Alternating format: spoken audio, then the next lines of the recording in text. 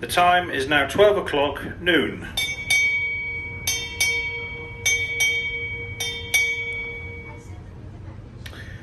Well, a very good afternoon, ladies and gentlemen. It's the captain speaking with an update on the weather and our navigational progress. Our noon position is latitude 25 degrees 19 minutes north and longitude 74 degrees 38 minutes west. Since departure from Port Canaveral until noon today, Caribbean Princess has steamed a total distance of 368 nautical miles at an average speed of 18.6 knots. This leaves us with a further 687 nautical miles to cover until we reach the pilot station for St Thomas. We're currently maintaining a southeasterly course in the North Atlantic Ocean in water depths of around 5,000 metres, that is around 16,400 feet, and we shall continue on this heading for the remainder of the day. The closest point of land is Northeast Point on Cat Island, and this is 67 nautical miles southwest of us on our starboard beam. Cat Island is known for having the highest point of land in the entire Bahamas, Mount Alvernia, which is a whopping 63 metres or 207 feet high.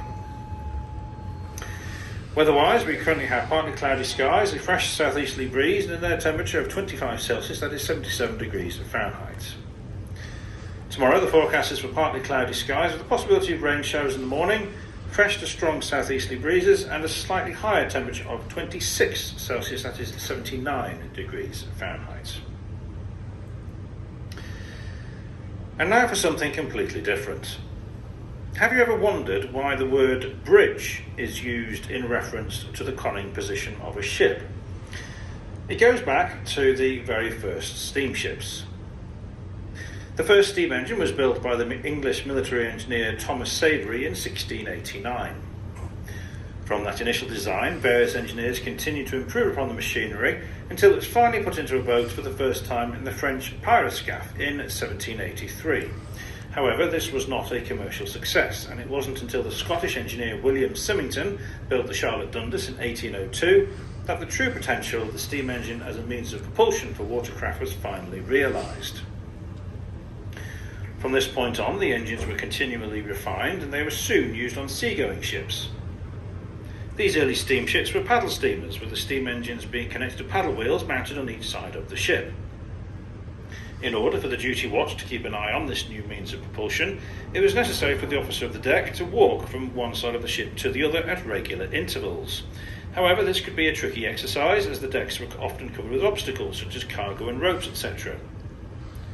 Some enterprising sailor then came up with the idea of placing a walkway between the two paddle wheels, in effect bridging the gap between them. In 1836, the English inventor Sir Francis Smith patented the screw propeller. This caught the attention of the British Admiralty as a more effective means of propulsion, particularly after the screw-propelled HMS Rattler succeeded in towing the paddle steamer HMS Alecto backwards at 2.5 knots in a tug-of-war contest in April 1845. By the mid-19th century, propellers had replaced paddles as the main means of propulsion on ocean-going steamships. However, since it was discovered that this platform or bridge formed a very good way of monitoring the progress of the ship, with the passage of time, more and more navigation equipment was put there in order to allow the officer to monitor what was going on. Hence, the conning position forever becoming known as the bridge. Well, with that, ladies and gentlemen, I do hope you enjoy the rest of the afternoon and evening on board. I look forward to seeing you at tonight's Champagne Waterfall in the Piazza. And I'll leave you now with today's words of wisdom. The optimist will tell you the glass is half full. The pessimist will say it is half empty. The princess bartender will tell you you need a refill. Thank you.